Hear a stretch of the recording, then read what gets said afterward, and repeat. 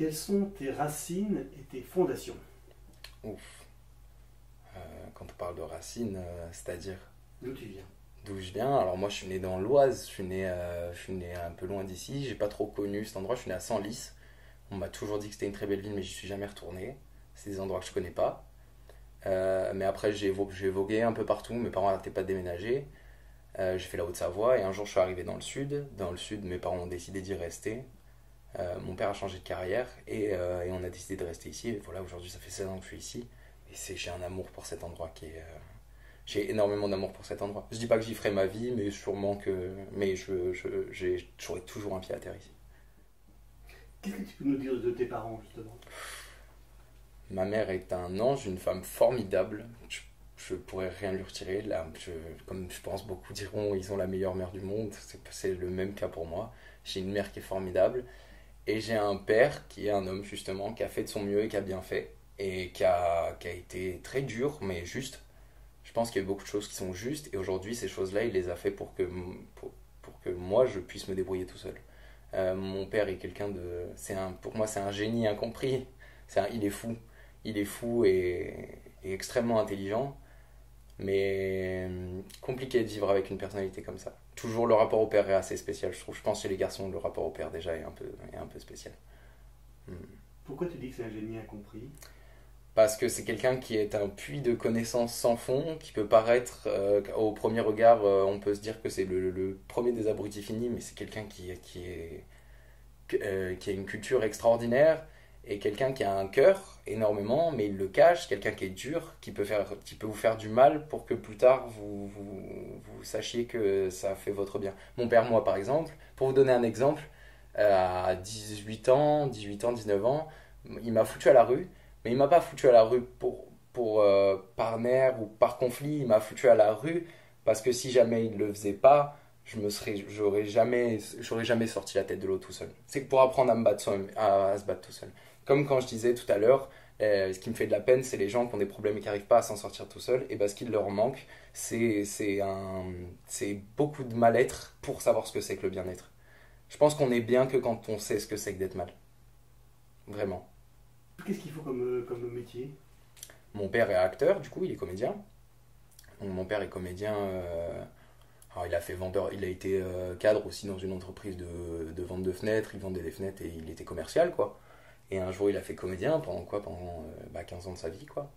Et donc, assez spécial. Et ma mère, elle travaillait à la poste à une époque. Elle a fait des petits boulots à droite à gauche, mais c'est mère au foyer. Mère au foyer, vraiment. Et c'est le métier qui lui allait le mieux dans ce monde, hein. Mère au foyer, parce qu'elle le faisait à merveille. Mm. Et ton père, il est toujours comédien? Mon père est toujours comédien, encore aujourd'hui. De petits trucs à droite à gauche, mais c'est plus. Mais il le fait, ouais, parce que je pense que c'était là où il devait aller. C'était sa place à lui. Vraiment. Là, il a été heureux. Parce que être comédien dans le sud, c'est pas comme être comédien à Paris, par exemple. Exactement. Il y a une grande différence. Euh, c'est moins la course. Je pense que c'est moins la course au casting, à vouloir à tout prix passer à l'écran. Non, lui, il a pris ce qui venait. Il y a beaucoup de destin là-dedans, des opportunités. On les prend, on accepte et ça l'a amené jusque-là, quoi. Donc, mais je pense que je suis comme ça aussi. C'est-à-dire qu'il y a un fil rouge, il y a quelque chose. Et quand il y a des choses vers lesquelles on sent intentionnellement qu'on doit y aller, il faut y aller, quoi. Il faut les faire. Il faut les faire bien. Qu'est-ce que tu as appris de tes parents, justement? J'ai appris beaucoup de choses. J'ai appris l'amour. J'ai appris l'amour parce que mes parents ils sont restés ensemble pendant 30 ans. J'ai appris ce que c'était que d'aimer vraiment. Ils étaient beaux. J'ai appris beaucoup de choses. J'ai appris de mon père la force de ne pas s'apitoyer sur le moindre problème. Il m'a donné beaucoup de force. Et ma mère, elle m'a donné beaucoup d'amour. Et ça, c'est que ça permet beaucoup de choses. Parce qu'on sait que derrière, il y a une lumière qui est extraordinaire. Mais il faut quand même être fort. Il faut quand même être fort. C'est toujours. Mais je pense que de mon père, ouais, j'ai appris à me débrouiller tout seul. À être moi-même. À ne pas être dépendant de personne. Juste dépendant de moi-même. Je suis dépendant de moi-même. De ma force et de mon caractère. Et quel enfant tu étais, tu te souviens? Un peu. J'étais un enfant très perturbé quand même. Psychologiquement, je voulais tout découvrir. Très curieux. Mais surtout très bisounours. Je voulais que tout soit beau, tout soit simple, tout soit. J'avais beaucoup d'attaches pour des héros de dessins animés, des trucs comme ça, parce que c'est une force qui est. Elle est très. Dans les dessins animés, je trouve qu'il y a quelque chose où on peut imaginer un grand méchant ou quelque chose de très méchant, qui est très dur à imager dans la vie. Là, on a une image, on met ça par un personnage, par exemple, et cet objectif à battre là, je pense que quand cet objectif-là était vaincu, je me disais que moi, c'était possible dans la vie. Si mon problème à moi, c'était l'école, et que ce méchant-là, on aurait pu mettre un personnage et que ce personnage s'appelait école, si moi, je l'aurais vaincu, j'avais cette force-là, ça me donnait cette force-là. Je sais pas comment trop, ouais, je sais pas trop comment l'expliquer. Mais j'étais un garçon très émotif, très sensible, dans la haine comme dans la joie, et c'était très difficile de me contenir. D'ailleurs, moi, au fur et à mesure du temps, je suis passé devant un psychologue qui, elle, m'a aidé parce parce que tout n'est pas grave, tout n'a pas cette importance-là. Tout ne mérite pas cette importance-là. Est-ce que tu as des frères et sœurs? Oui, j'ai un grand frère qui est un demi-frère. Donc, ma mère a eu un premier mariage et elle a eu deux enfants, une fille et un garçon. Donc, eux vivent sur Paris, ils ont 40 ans, les deux. Mon grand frère, lui, est donc père de famille, converti à l'islam, beaucoup de choses, Et ma sœur, pareil, convertie à l'islam, mère de famille. J'ai trois nièces, deux neveux qui sont merveilleux. Et à côté, j'ai une petite sœur, enfin une grande sœur que je considère comme ma petite sœur, qui est handicapée, qui a un syndrome qui s'appelle le syndrome de Turner. Et c'est quelque chose avec lequel j'ai vécu pendant longtemps. Et la fratrie, ouais, c'est quelque chose qui m'importe beaucoup. Mes frères et sœurs, je les aime énormément. C'est du mal à leur dire, j'ai du mal à leur prouver, j'ai du mal à leur montrer, mais je les aime énormément. Comment ça se passe avec tous ces frères et sœurs? Ma sœur, pour moi, c'est. Alors, ma grande sœur, Carole, qui est à Paris, donc ma demi-sœur, pour moi, c'est un pilier exceptionnel. Pour moi, c'est la femme ultime. C'est-à-dire que c'est une femme qui n'a aucun problème dans sa vie, qui a surmonté les pires horreurs, toujours avec une force incommensurable, qui a eu des défis dans sa vie qui sont extraordinaires, et aujourd'hui elle est droite, drôle, avenante, prête à tout pour sauver le monde. Elle a trois filles qui ont une éducation je n'ai rien à dire, qui est irréprochable. C'est une femme extraordinaire, extraordinaire. Pour moi, c'est un pilier dans ma vie qui est extraordinaire, même si j'ai pas forcément tant d'attache avec eux, c'est-à-dire que je ne le laissais pas au téléphone tous les jours. Je suis pas quelqu'un comme ça c'est un grand problème dans ma vie aussi. Peut-être dans les défauts, je dirais aussi ne pas prendre soin des gens que j'aime, ne pas assez prendre des nouvelles des gens que j'aime. Et derrière, il y a mon frère lui, alors grande carrière, il a monté une entreprise qui marche extrêmement bien, dans le luxe, dans les limousines, quelqu'un qui a beaucoup réussi, durement travaillé, beaucoup de peine avec les femmes, et je pense que ça c'est une malédiction chez nous, beaucoup de peine avec les femmes, et aujourd'hui quelqu'un d'accompli quoi, quelqu'un d'accompli sur plein de choses. Pas les mêmes réactions face aux problèmes, je pense, de la vie. Pas les mêmes réactions que les autres. Et quant à ma sœur, enfin, Nana, donc du coup, euh, c'est notre. Je sais pas comment vous dire. C'est un point où, peu importe si jamais demain j'ai des problèmes, quand je la vois, quand je prends soin d'elle, quand je passe un moment où elle rigole point à rien, ça signifie tout pour moi, c'est que c'est elle qui a raison. C'est elle qui a raison de ne pas comprendre ce qui l'entoure, de ne pas. Je pense que l'intelligence c'est un fardeau. Enfin, l'intelligence à n'importe quel degré, hein, même si on est très peu intelligent, dans tous les cas, à partir du moment où on est intelligent, c'est on, on comprend des choses, on cherche à les comprendre.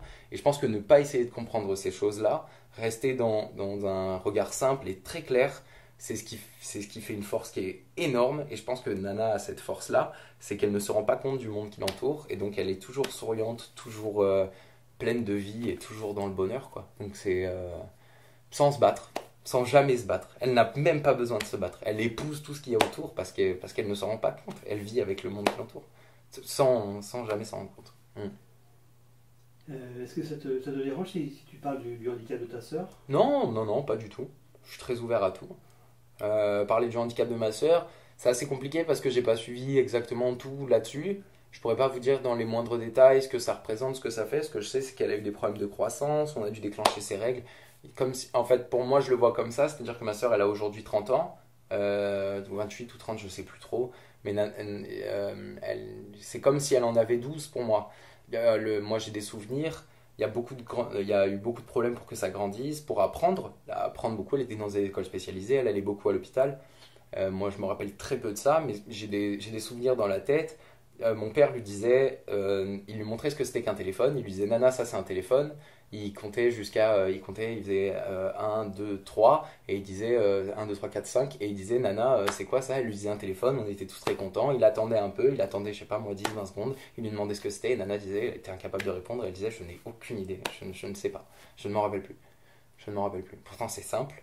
C'est des choses où des fois c'est énervant parce qu'on a envie qu'elle apprenne tout de suite et que on se dit qu'elle est pas différente parce que nous on sait tous les jours en la voyant qu'elle est capable de tout ce dont on est capable nous aussi. Mais il y a quelque chose. Moi j'ai été très mauvais avec elle et je m'en suis pardonné plus tard parce que je comprenais pas. Je pense que les plus grandes peurs des hommes c'est ce qu'ils comprennent pas. Je pense que vraiment le fait de ne pas comprendre les choses, ça engrange la peur chez les gens. C'est le principe du fascisme pour moi, c'est ça. C'est de ne pas comprendre. Vous ne comprenez pas, donc vous avez peur. Donc vous êtes terrorisé de tout ça. Euh, mais euh, mais j'ai compris avec le temps et je donnerai tout pour elle aujourd'hui. Aujourd'hui, mais pour me pardonner, j'aimerais me faire pardonner, mais c'est la vie qui me pardonnera un jour. Elle mérite tout, quoi. Hmm. Est-ce qu'il y a un nom donné à ce handicap? Ouais, le syndrome de Turner. Je crois que ça n'arrive qu'aux femmes, sans dire de bêtises. C'est un cas assez rare. Et je crois que c'est une maladie dégénérative en fait. Je sais pas, je n'ai pas les termes exacts. Mais c'est quelque chose qui l'empêche à elle de grandir comme elle grandirait normalement, quoi. Que ce soit physiquement ou psychologiquement. Quand tu étais enfant, quels étaient tes rêves? Ah, ouf. Quand j'étais enfant, qu'est-ce que j'avais comme rêve?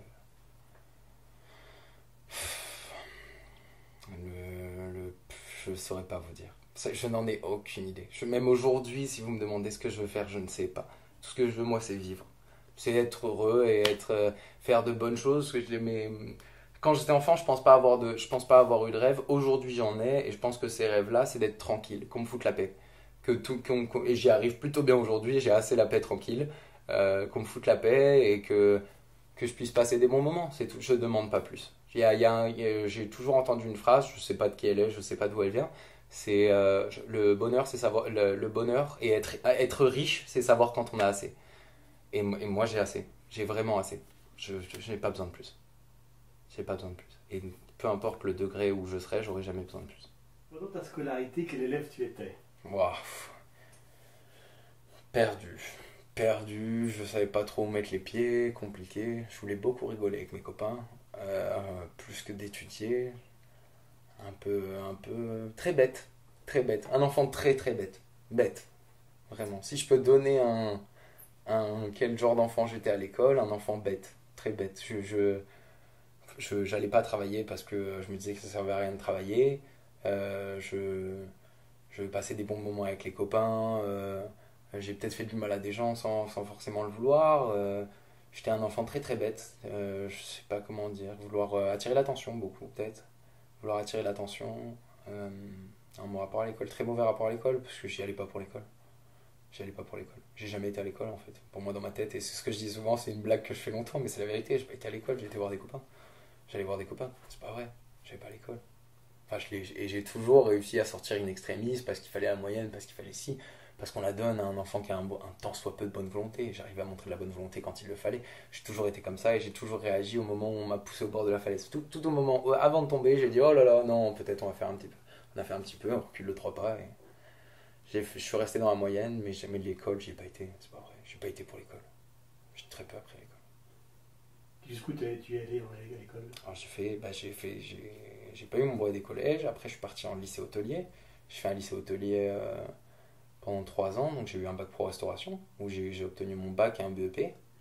Toujours pareil, hein, dans le même état d'esprit. Je n'allais pas à l'école. C'était toujours pareil. Ce bac, on me l'a donné. Je ne le méritais pas. Je veux même vous dire, c'est des amis à moi qui me faisaient mes fiches. C'est des filles, des copines à moi qui me faisaient mes fiches pour le bac, pour tout me préparer et me dire t'inquiète, t'as juste ça à apprendre. T'es pas plus teubé qu'un autre, va le faire et au moins tu l'auras, quoi.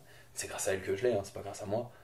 Et après ça, j'ai fait un équivalent au bac, un deuxième pour faire de la réceptionniste. Que j'ai eu aussi, où j'ai fait une petite année dans une formation. Pareil, hein, toujours pareil, quand on me met avec des gens que je connais pas, bah, faut tisser des liens. Et Je suis pas là pour apprendre, je suis là pour tisser des liens, quoi. Moi, j'aime bien tisser des liens, j'aime bien les gens, et comme je vous ai dit au départ, hein, j'aime bien entendre les histoires des gens. Les gens, ils ont tellement de choses à raconter. C'est fou.